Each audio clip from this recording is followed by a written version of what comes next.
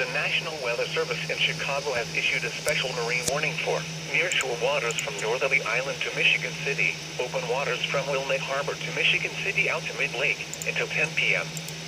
At 8:23 p.m., strong thunderstorms were located along a line extending from 20 nautical miles southwest of Montrose Harbor to 28 nautical miles west of Michigan City, moving east at 60 knots. Hazard, wind gusts to 40 knots. Source, radar indicated.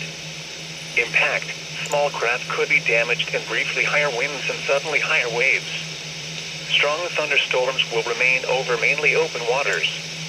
A tornado watch remains in effect until 10 p.m. for northeastern Illinois and northwestern Indiana.